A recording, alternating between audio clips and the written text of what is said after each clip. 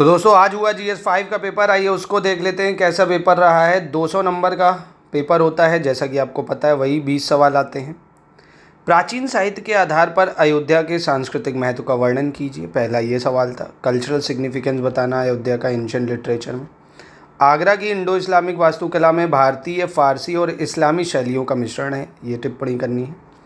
Agra Indo Islamic architecture has blend of Indian, Persian and Islamic styles. Uttar Pradesh की शिक्षा में आर्य समाज के योगदान की संक्षिप्त विवेचना करनी है। Discuss in short the contribution of Arya Samaj in education of Uttar Pradesh. Uttar Pradesh के लोगों के दैनिक जीवन में साहित्य एवं संगीत के सांस्कृतिक महत्व को स्पष्ट करना है। संवैधानिक प्रधान के रूप में उत्तर प्रदेश के राज्यपाल की भूमिका पर टिप्पणी करिए। इलाहाबाद उच्च न्यायालय के क्षेत्राधिकार तथा संवैधानिक मूल्यों को कायम रखने की उसकी भूमिका का विवेचन करना है। उत्तर प्रदेश में सूचना के अधिकार अधिनियम की प्रासंगिकता पर टिप्पणी कीजिए। सोशल मीडिया को परिभाषित कीजिए तथा विशेष रूप से उत्तर प्रदेश के संदर्भ में उसके द्वारा उत्पन्न कुछ आंतरिक सुरक्षा के लिए खतरों को पहचानिए। उत्तर प्रदेश के ग्रामीण क्षेत्रों में स्वास्थ्य संबंधी प्रमुख चुनौतियों का नवीनतम ग्रामीण स्वास्थ्य आंकड़ों के आधार पर रेखांकन कीजिए। उत्तर प्रदेश के कृषि क्षेत्र में नवाचार पर चर्चा कीजिए तथा इसका किसानों की आय और ग्रामीण रोजगार पर प्रभाव का विश्लेषण कीजिए।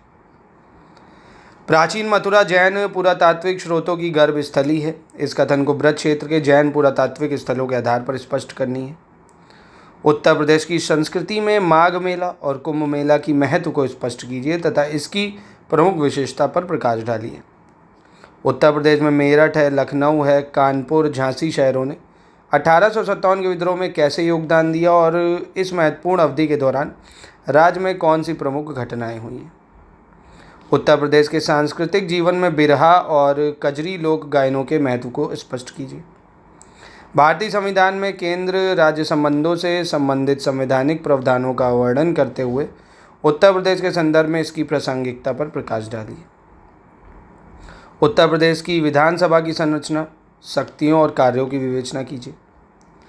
नागरिक चार्टर नागरिकों का नागरिकों के द्वारा और नागरिकों के लिए होना चाहिए, उत्तर प्रदेश के विशेष संदर्भ में विवेचना कीजिए। संगठित अपराध और आतंकवाद के बीच संबंधों को स्पष्ट करते हुए उत्तर प्रदेश की सुरक्षा पर इसके प्रभावों का परीक्षण कीजिए। एक सशक्त R&D पारिस्थितिकी तंत्र बनाने में उत्तर प्रदेश विज्ञान और प्रौद्योगिकी नीति 2025 और विज्ञान और प्रौद्योगिकी परिषद की भूमिका का मूल्यांकन कीजिए। स्वास्थ्य, पर्यटन और कृषि विविधीकरण को संवर्धन देने में नई UP आयुष योजना 2025 की सामाजिक आर्थिक क्षमता का आलोचनात्मक विश्लेषण करिए। तो ये पेपर रहा। अब इसको देखिए, आपको करना है तो UP स्पेशल के जो नोट हैं GS5 के 6 के, है ना, पॉइंट वाइज नोट्स आपको मिल जाएंगे विद करंट अफेयर्स, है ना। UP मेंस की और प्री की पूरी सिलेक्शन की तैयारी के ग्रुप चल रहे हैं, ज्वाइन करके आप पूरी तैयारी कर सकते हैं। प्री की अलग नोट्स आपको हम प्रोवाइड करेंगे, क्विज, टेस्ट, डाउट क्लियरेंस, है ना। तो संपूर्ण तैयारी घर बैठे आप कर सकते हैं नंबर पे कांटेक्ट करके।